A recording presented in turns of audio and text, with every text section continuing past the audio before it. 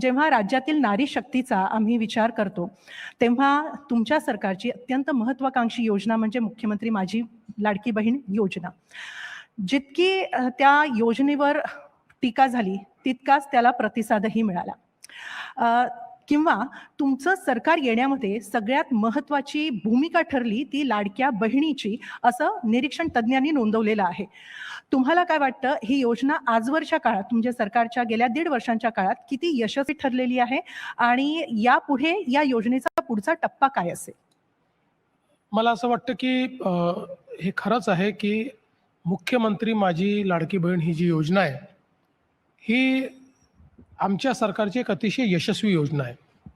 विशेषतः महिलांमध्ये आपल्याला एक अधिकार प्राप्त झाला, अशा प्रकारची एक भावना यांनी तयार झाली आणि वेगवेगळ्या पद्धतीनं महिलांनी त्या संदर्भात आपली भूमिका मांडली. काही महिलांनी असं सांगितलं की आम्ही घरगुती सगळं काम करत होतो आणि त्यामुळे आम्हाला घरात पाहिजे त्या प्रमाणात जी एक मान मिळायला पाहिजे तो मान मिळत नव्हता.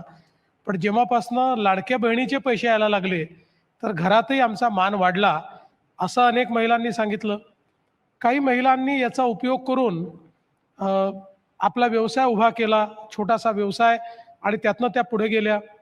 मध्यंतरीच्या काळामध्ये आमचे जे मुंबई बँकेचे अध्यक्ष आहेत प्रवीण दरेकर यांच्या माध्यमातून एक योजना आम्ही काढली की शासनाच्या अनेक योजनांशी त्याला जोडलं आणि त्यातनं इंटरेस्ट सबसिडी त्या योजनातनं घ्यायची आणि जो काही हप्ता आहे कर्जाचा तो लाडक्या बहिणीतनं घ्यायचा.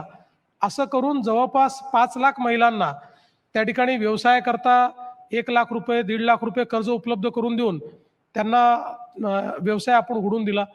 त्यामुळे मला असं वाटतं की ही योजना केवळ कोणाला पैसे देण्यापुरतं मर्यादित नाही आहे, तर महिलाच्या सन्मानाशी जोडलेली आणि महिलांना बळ देणारी अशा प्रकारची योजना आहे. आणि म्हणून मला असं वाटतं की निश्चितपणे या योजनेचं यश तर आहेच, पण आम्हाला इथेच थांबायचं नाही आहे. केवळ महिलांना आम्ही 1500 रुपये आता देतोय, पुढे 2100 रुपये आम्ही देऊ, याच्यानी सगळं त्यांचं चांगलं होईल असं नाही आहे. म्हणून आमचा प्रयत्न असा आहे की राज्यामध्ये जास्तीत जास्त लखपती दीदी करायच्या. आणि मला सांगताना आनंद वाटतो की आता जवळपास आम्ही 50 लाखाचा टप्पा गाठतो. म्हणजे 50 लाख आमच्या राज्यातल्या बहिणी या लखपती दीदी झालेल्या आहेत किंवा अगदी होऊ घातलेल्या आहेत. 1-2 लाख इकडे तिकडे असतील. आणि दुसरा टप्पा आमचा आहे, आम्हाला 1 कोटीपर्यंत जायचं आहे. म्हणजे 1 कोटी आमच्या बहिणी या वर्षाला 1 लाख रुपयापेक्षा जास्त पैसा हा स्वतःच्या भरोशावर कमवतील.